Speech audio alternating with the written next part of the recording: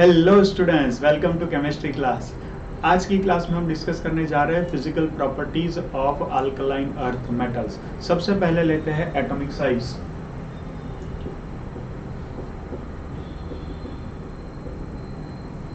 As we go from beryllium to magnesium, calcium, strontium, barium, radium, ऊपर से नीचे जाएंगे तो क्या होगा? प्रिंसिपल क्वांटम नंबर इंक्रीज होगा, लेकिन Z इफेक्टिव भी इंक्रीज होता है, लेकिन वो स्लाइटली इंक्रीज होता है। ठीक है, तो डोमिनेंट कौन रहेगा? ये डोमिनेंट रहेगा। And due to that reason क्या होता है? ड्यू टू दैट रीजन ऊपर से नीचे जाएंगे तो साइज क्या होगी? Size increases. तो अगर आपको ऑर्डर लिखना है तो ऑर्डर क्या होगा? Beryllium, magnesium, calcium, strontium, barium and radium. लेकिन ऑफ कोर्स जैसे जैसे ऊपर से नीचे जाएंगे साइज में जो इंक्रीज होता है वो इंक्रीज इतना ज्यादा नहीं होगा। क्यों? क्योंकि बीच में क्या आ जाता है? यहाँ से यहाँ देख लो, यहाँ से यहाँ जाएंगे तो डी ऑर्बिटल आ जाएगी, यहाँ से यहाँ जाओगे तो क्या आ जाएगी? एफ ऑर्बिटल आ जाएगी। और आपको पता है कि डी ऑर्बिटल और एफ ऑर्बिटल की स्क्रीनिंग इफेक्ट क्या होती है? पुअर होती है। पुअर होती है तो जेड इफेक्टिव अपना कमाल दिखाना चालू कर देता है। तो जितना बेरिलियम टू मैग्नीशियम में साइज इंक्रीज होगा, मैग्नीशियम टू कैल्शियम में उतना नहीं होगा। कैल्शियम टू स्ट्रोंशियम में होगा, स्ट्रोंशियम टू बेरियम में होगा, लेकिन बेरियम टू रेडियम में उतना साइज इंक्रीज नहीं होगा। क्यों? क्योंकि इसके बीच में क्या आ जाता है? एफ ऑर्बिटल का पुअर स्क्रीनिंग इफेक्ट आ जाता है। ठीक है, चलो नेक्स्ट टॉपिक, दैट इज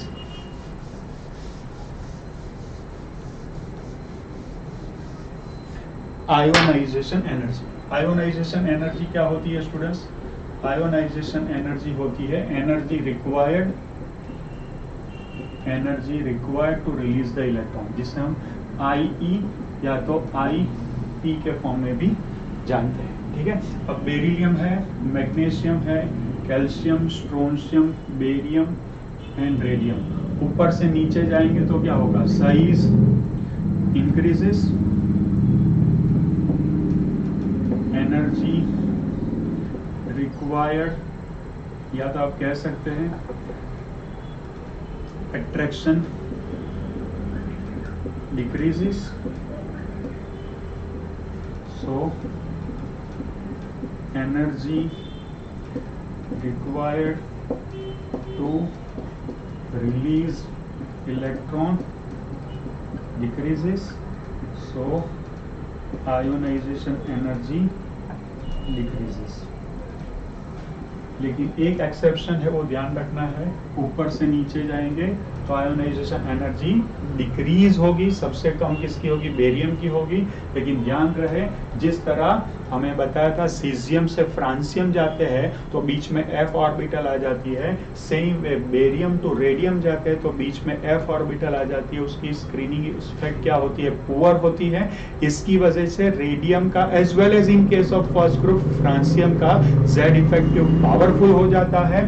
तो रेडियम की आयोनाइजेशन एनर्जी बेरियम से ज्यादा है, सेम वे फ्रांसियम की आयोनाइजेशन एनर्जी सीजियम से ज्यादा है। So this is what? This is ionization energy. Now will take hydration energy.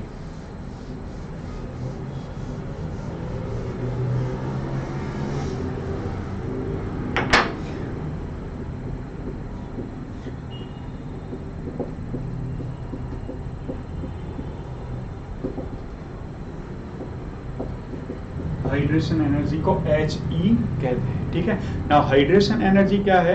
जब भी कोई सॉल्ट वाटर के अंदर डिसॉल्व होता है, उस सॉल्ट में से जो आयंस प्रोड्यूस होते हैं, उस आयंस के आसपास वाटर मॉलिक्यूल्स एक्यूमुलेट होकर के उस आयन को एक्वियस में कन्वर्ट करते हैं। तो उस टाइम पर जो एनर्जी रिलीज होती है, उस एनर्जी को हम क्या कहते हैं? हाइड्रेशन एनर्जी कहते हैं। अब ये हाइड्रेशन एनर्जी दो फैक्टर्स के ऊपर डिपेंडेंट है। एक चार्ज, जितना चार्ज पावरफुल होगा उतना वाटर मॉलिक्यूल्स को एक्यूमुलेट करने की या तो अट्रैक्ट करने की कैपेसिटी ज्यादा होगी।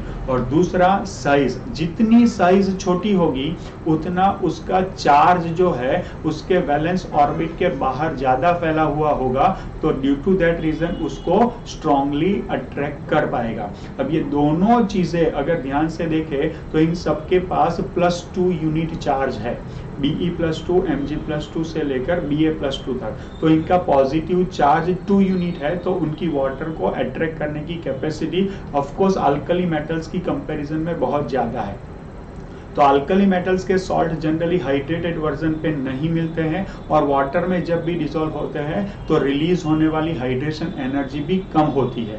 जबकि ये सारे +2 यूनिट चार्ज वाले हैं, तो इनके हाइड्रेटेड सॉल्ट्स भी बहुत ज्यादा होते हैं। हाइड्रेटेड सॉल्ट्स माने क्या कि फॉर्मूला के बाद dot twice H2O 4H2O 6H2O ऐसा हो, उस हम क्या कहते हैं, हाइड्रेटेड सॉल्ट कहते हैं। तो इनके हाइड्रेटेड सॉल्ट्स भी ज्यादा होते हैं, and due to that high hydration energy क्या होती है, रिलीज होने वाली एनर्जी क्या होती है, ज्यादा होती है। क्यों? क्योंकि अल्कली मेटल्स का चार्ज +1 यूनिट है, जबकि अल्कलाइन अर्थ मेटल का चार्ज +2 है। दूसरी बात यह है कि अल्कलाइन अर्थ मेटल्स की साइज अल्कली मेटल्स की साइज की कंपैरिजन में स्मॉल है। क्यों? क्योंकि वो राइट हैंड साइड पर है, तो Z इफेक्टिव ज्यादा है, तो एज सच भी atomic radius as well as ionic radius alkali metals की कंपैरिजन में स्मॉलर है। अब इंटरनल हम चेक करेंगे तो हमें पता है कि बेरिलियम जो है उसकी साइज सबसे स्मॉल है, तो Be+2 की साइज भी क्या होगी, सबसे स्मॉल होगी, and due to that reason उसकी हाइड्रेशन एनर्जी भी क्या होगी, हाईएस्ट होगी। गोइंग डाउन द ग्रुप ये ग्रेजुअली कम होती जाएगी। तो ऑर्डर अगर मैं लिखना चाहूं उससे पहले मैं लिख लूं रिलेशनशिप, हाइड्रेशन एनर्जी किसके ऊपर डिपेंडेंट है, and that is what, that is hydration energy is directly proportional to charge and inversely proportional to size। ठीक है, तो Be+2 highest, then Mg+2, charge सबका सेम है, तो साइज जिसकी छोटी होगी उसकी हाइड्रेशन एनर्जी सबसे ज्यादा होगी। Then Ca+2, then Sr+2, then Ba+2। Radium के बारे में मैंने बताया था कि हम डिस्कस नहीं करेंगे। Be+2 हाईएस्ट क्या है, हाईएस्ट हाइड्रेशन एनर्जी की वजह से most of the salts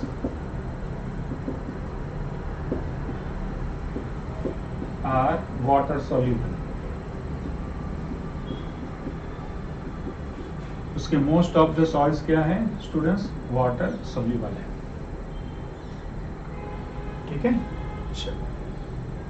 now next we are taking is melting point.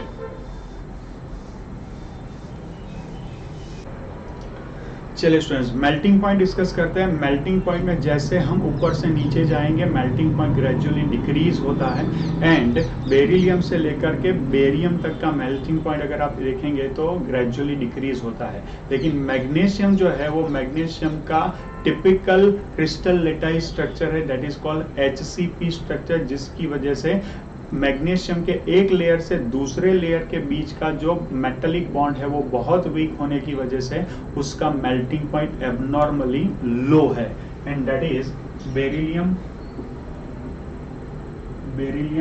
Calcium, strontium, barium, and last में मैग्नीशियम है। ठीक है, clear? Now along with this we will discuss about density also. Density माने क्या, ऊपर से नीचे जाएंगे तो molecular mass, atomic mass increase होता है, साइज भी इंक्रीज होती है, लेकिन increase in mass is more dominant as compare to increase in volume. तो डेंसिटी एक्चुअली क्या है, density actually mass upon volume है। तो ऊपर से नीचे जाएंगे तो डेंसिटी की वैल्यू क्या होती है, डेंसिटी की वैल्यू ग्रेजुअली ऊपर से नीचे जाते वक्त इंक्रीज होती है। ठीक है, चलिए तो डेंसिटी का ऑर्डर देख लेते हैं। तो ये हो गया calcium, magnesium, beryllium, strontium and barium. ठीक है, चलिए तो इसके डिटेल नोट्स बनाइए, इसमें भी एक्सेप्शन है, ध्यान रखें। Calcium, magnesium, beryllium, strontium, barium, इसकी डिटेल नोट्स बनाइए और इसके रिवीजन की प्रॉपर प्लानिंग कीजिए। ठीक है, चलिए तो फिर मिलते हैं नेक्स्ट लेक्चर में। Keep learning, enjoy chemistry.